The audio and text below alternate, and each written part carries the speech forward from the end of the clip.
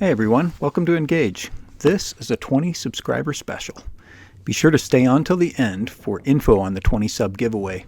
The channel's small, so your chances are really good. Don't try any of this at home. No, seriously, for this video especially, don't try this at home. It's just plain silly. So like most of you, I wondered why in the world I don't do all the precision long-range reloading techniques for my 9mm rounds. I mean, I have all the time in the world, and I often shoot my 9mm out to even 25 yards. I don't know about you, but I'm always chasing lower SD and better groups out of my 6-inch Bartline barrel. Here are all the steps, like literally all the steps you could possibly want to do.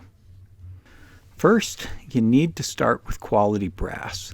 That's why I use only Lapua, or for those purists, Lapua, SPP, or small pistol primer 9mm Luger brass. It's tough to find any brass these days, let alone the discontinued Lapua brass, but luckily I have a few thousand of them from the Obama era.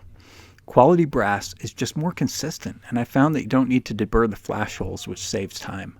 But if you buy other brands, you may want to do so. There's a slick tool out there that uniforms the flash hole. All you do is spin it on the brass end, voila, you're done. I neck turn after the first firing to let things form to the chamber. You'll find that the Lapua brass is pretty uniform, but using my K&M neck turner and a 356 neck turning mandrel, I can get the brass thickness even more uniform to about 10.5 thousandths. I just swapped out my 356 mandrel for one for 6mm, so instead of reinstalling it, I'm just showing what you would do instead of actually doing it. You basically run your spinning brass up and down the cutter and it takes off the high spots on the brass. When I'm ready to start reloading, the first step is depriming. I use a Redding depriming die as the Lapua brass has small flash holes. I don't do any resizing here because I want to anneal before resizing. Then I tumble the brass and steel pins in water. If you've seen my other videos, you know that I hate picking dry tumbling media out of the primer pockets, and wet tumbling does a great job at cleaning the primer pockets without getting stuck. Next, it's annealing. I love my Mark II amp annealer. Annealing goes quickly, and I've never had a split 9mm case if you anneal after every firing. It also gives much more consistent neck tension, and there's really no spring back when you resize.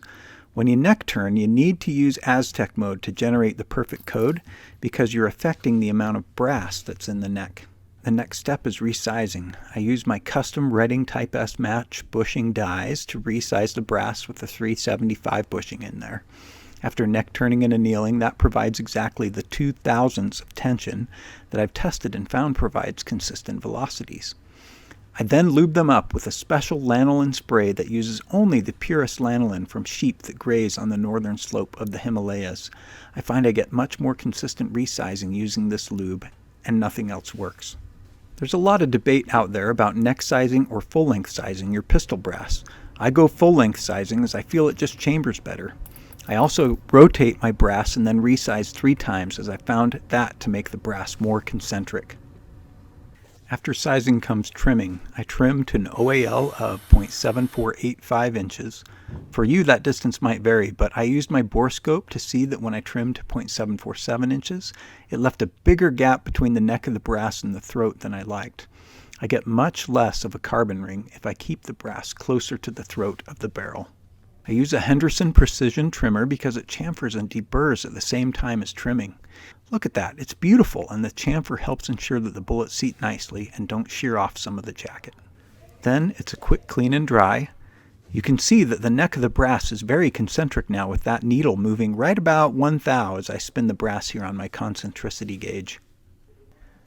Now that it's all the same dimensions, I volume sort the brass, especially on small cases. Ensuring consistent volume is paramount. I use the 21st Century primer pocket plugs and plug the primer pocket. They have them for both small and large primer pockets. And then I use a mixture of water and alcohol to determine the volumes. I put them on my FX 120i scale, which will get down to 0.02 grains. But I don't want to get crazy though, so I only sort down to the 1/10 of a grain. After volume sorting the brass, the next step is weight sorting the primers.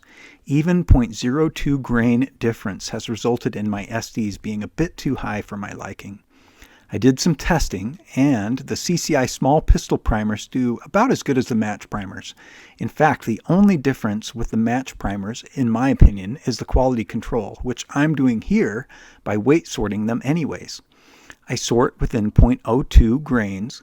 Then I quickly douse those primers that don't meet my standards with WD-40, which neutralizes them, and then I can throw them away. Next, I get a uniform, as the French would say, mi-plat, for the bullets. This dye flattens them out to a consistent flat point, key for making sure we have the best, most consistent ballistic coefficient. When I uniform the mi-plat, I find that in my Kestrel I have to adjust my G7 BC up about 0.1 to better reflect the new improved ballistic coefficient. Next, I sort the bullets based on the base to ogive measurement.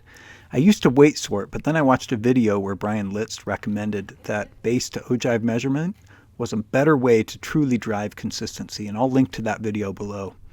So now I don't waste time with weight sorting. These Berger Hybrid 119s are so nice, and there's a reason why you see tons of yellow boxes at the F-class matches. They're much better than the 118s if you ask me, and the slightly higher ballistic coefficient really helps when I'm reaching far. After sorting, I use my RCBS priming tool to seat the primers consistently. It's the Goldilocks tool for me. I can feel when they are seating so that I can stop before crushing them, and it also doesn't kill my hand like some of the hand priming tools do. To finish loading, I weigh out the charges to within 1 granule of powder, which is generally 0.02 of a grain. Then I seat the bullets using the Redding Custom Type S match set to a consistent cartridge base to ogive of 0.9095 inches. This will be specific to my comparator, so definitely don't use my measurements in your reloading. For me, that puts them about 0.04 off the lands. These Berger hybrids are really not that jump sensitive. Next, I mark up the sides so I can better tell which brass is mine at the match. Finally, I put them in my cartridge book for the next match. You may be tempted to put 2 in each sleeve, but don't do that as you risk ruining the tips of your bullets.